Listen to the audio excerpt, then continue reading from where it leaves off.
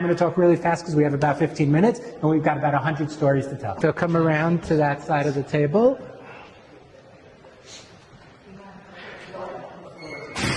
Okay, so this is really on the fly, like I said. Usually I would do this for about 45 minutes to an hour. We're going to do it real short, and so we're going to jump right in, okay? Now you guys are all holding your phones, but I need a volunteer who reads Hebrew.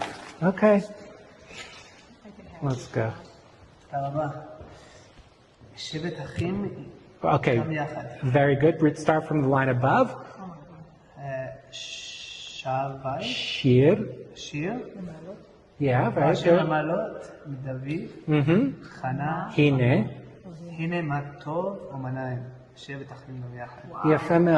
You just read from a scroll that's 2,000 years old. It was found in Cave 11 at Qumran. This is one scroll in our collection of roughly 1,000 manuscripts. Now, some of them are really nicely kept, like this one. Some of them are very, very fragmentary, so very, very small pieces. We have about 25,000 fragments in our collection. The scrolls were found in the Judean desert. Why in the Judean desert, by the way? What?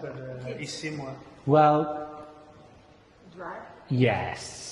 It's not just about the Essenes, yes Essenes, no Essenes. That's a big question in the research.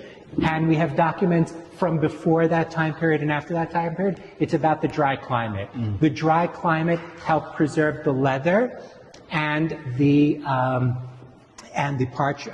papyrus that our documents are written on. The biggest collection comes from Qumran, okay, which includes the earliest copies that we have of the biblical books, okay? And the earliest ones date to the 3rd century BCE, so roughly 2,300 years ago. And we have copies of all the books of the Bible, except for one, Esther, the book of Esther, does not appear. The scholars debate why not. The Megillah. We don't have Megillat Esther. We have every other book. What about Nehemiah? We have Ezra, Nehemiah, we have, yes. Okay. Very, very rare, but we have. The most popular book, or the most common book, is Psalms, which you just read from. Now, a really cool thing is that these are about 1,000 years earlier than the next copies, okay? The next copies are already at the stage when we're talking about what's called Nusach HaMesorah, or the canonization of the Hebrew Bible, which means at a certain point in time it no longer changes. At this point in time, there are actually differences and changes between the different versions. And so, for example, if we know that the book of Psalms has 150 Psalms, at Qumran we have 157. Okay? There are 7 additional Psalms that were not known until the discoveries at Qumran. I asked our young friend, Levi, to read from the scroll, and he very quickly was able to read from it because in the Second Temple period, they used square Hebrew script. This is the same square Hebrew script that we use today, and it's the same, wait 1 second, don't give it away, and it's text that he's familiar with because it's from the book of Psalms and he is familiar with the text. Now there's one word that Levi pointed to, which appears here, and here, and here, and here, and here, and here, and that's not written in square Hebrew script. It's written in Paleo-Hebrew. Paleo-Hebrew is the script used to write Hebrew in the First Temple period. In the Second Temple period, they know how to write this, but they save it for very specific purposes. And in this case, it's to write the name of God, Yud, He, Vav, He, which they write in Paleo-Hebrew. So, quick question, if it's possible.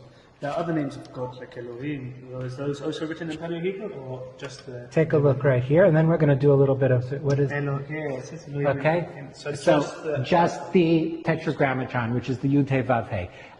Just one more thing about this scroll, because we're running out of time. Do you see all the blackened area? Yeah. That is due to exposure to moisture. When this scroll was found, I'm going to have a picture of it. Ignore everything. There we go. That's this, okay? This is one sheet out of 5 of that scroll that you see up there with the red circle around it. You can see the blackened area on top. That's due to exposure to moisture. It was found in a jar? It was not found in a jar. The only scrolls found in jars were from Cave 1. All of the other ones were found scattered on the floors of the caves. Whether they were kept in jars beforehand or not is a question, and it's possible that some were and some weren't. Now I want you to watch the screen. I know you came to see scrolls, but I have to show you a video that's really cool. Yes, we'll talk about that in a minute. So what I want to show you in this video is a compilation of multispectral images that we do here in the studio next door, technology that was adapted by technology of NASA and implemented in order to document the scrolls in the best possible way. And when we do that special imaging, which basically takes the light and divides it up into different wavelengths, you can see here as we focus in on this same section that you're looking at. Shira ma'alot leDavid inim atov u'manayim shevet achim gam yachad. Stay with the black areas. What happens is the carbon ink, the ink which is based in carbon, reacts to the infrared light. The parchment does not, and it begins to disappear. And now you can see the writing that disappears here because of the damage to the scroll. So even though the scroll is damaged, you can still read the text. Okay, you ready for more challenges? Are there any scrolls in Paleo-Hebrew completely? Yes, there are. We have complete scrolls in Paleo-Hebrew, but only of the 5 books of the Torah. They only would write a complete scroll in Paleo-Hebrew if it was the 5 books of the Torah. The rest of the time it's for specific uses, namely the Tetragrammaton. Now I have another really, really important scroll to show you guys. I'll challenge you, Tal. Okay. This one's a little bit tougher. Okay. See if you can read that. It's really tough. כבד? Kabed. כבד את אמך ואת אביך? No. Yes, et avicha ve'et imcha. Yeah. Respect your father and mother. This is the oldest copy of the 10 Commandments that exists. Wow. Okay? You have here the 10 Commandments in complete form. But there's something really cool about this scroll. While you guys look at it, I'm just going to tell a little bit of a story. The 10 Commandments appears twice in the Hebrew Bible. It appears in the book of Exodus and it appears in the book of Deuteronomy. Okay? And the versions are slightly different.